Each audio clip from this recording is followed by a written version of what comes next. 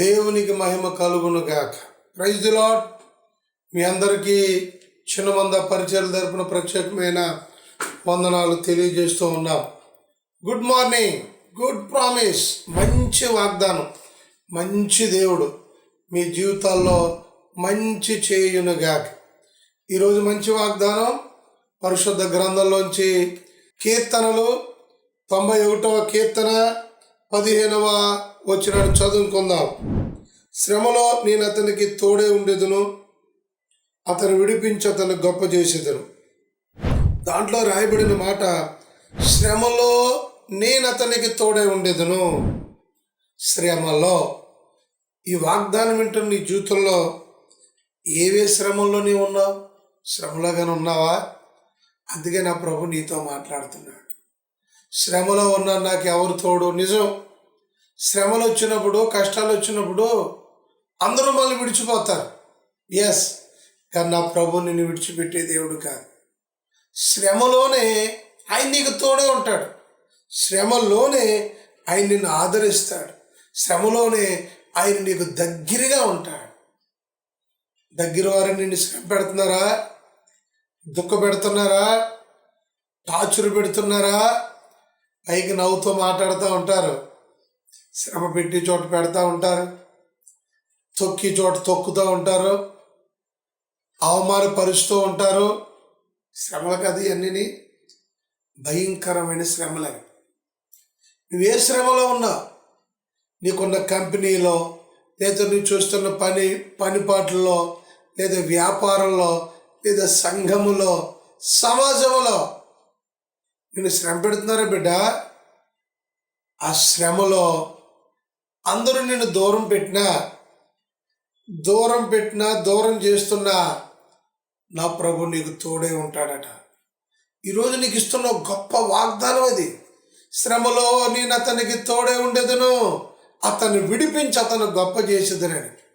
దావీదు జీవితంలో కూడా వాళ్ళ నాన్నగారే దూరం పెట్టాడట. అవును, అన్నదమ్ములంటే ఒక రకంగా చూసేవాడు, ఇతన్నేమో దావీదును ఒకలా చూసేవాడు.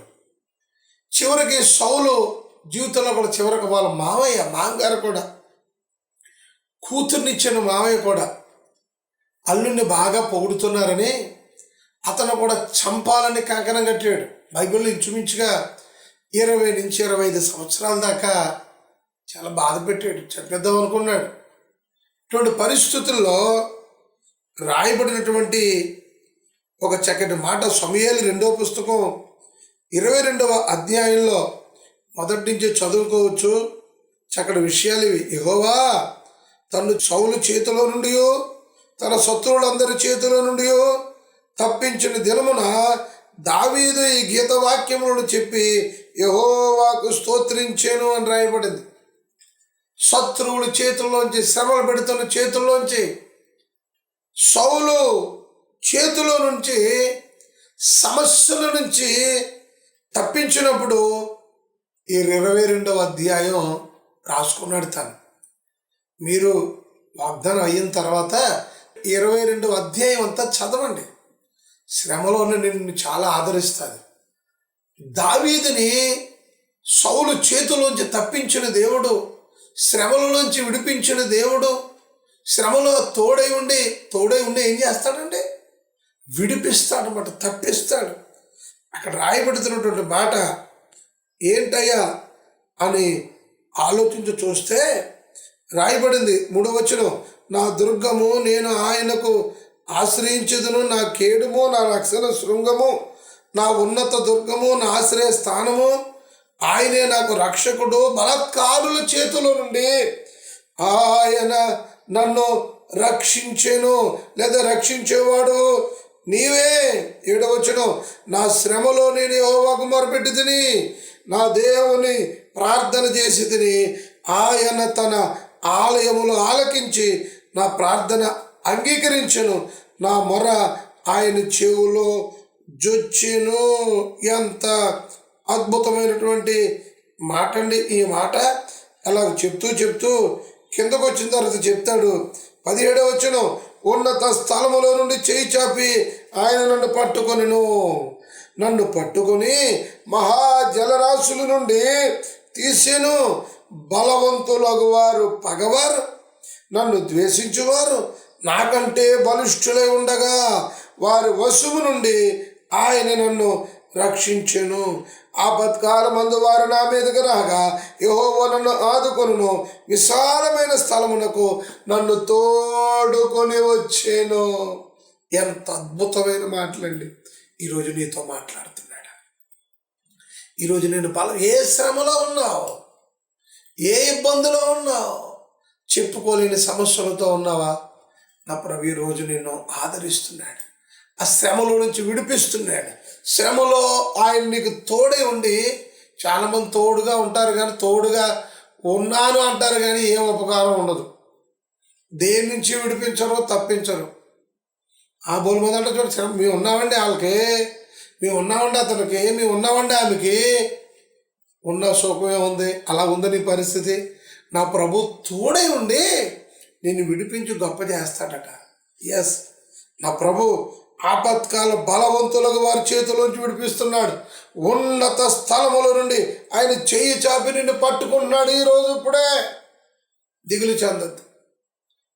కన్నీరు నా ప్రభు నిన్ను చూస్తున్నాడు, కన్నీరు తుడుస్తున్నాడు, బలపరుస్తున్నాడు. నా ప్రభు కాలుష్యం ఎందుకు? దావీదు వలె మొరపెట్టు, దావీదు వలె మోకరించు, దావీదు వలె కళ్ళు మూసుకున్న ప్రభుని స్తుతించు.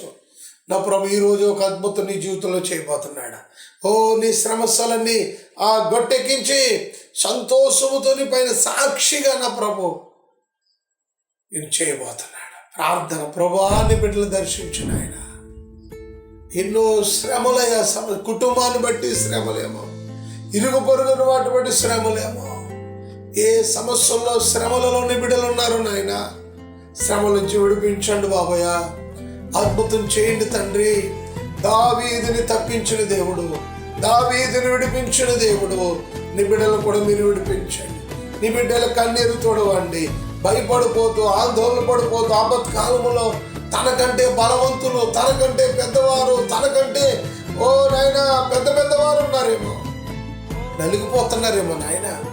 ఎవరితోని చెప్పుకోలేక నా తండ్రి, నా ప్రభా మీరే శ్రమలోంచి విడిపించండి.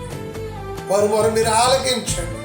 ఇప్పుడే నీ బిడ్డలు మోకరించి మొరపెట్టి పొందుకొందురుగా, అద్భుతాలు జరుగునుగా. యేసు నామములో అడుగుచున్నాము తండ్రి. తండ్రి, కుమార, పరిశుద్ధాత్మ మీకు తోడే ఉండునుగా. ఆమేన్.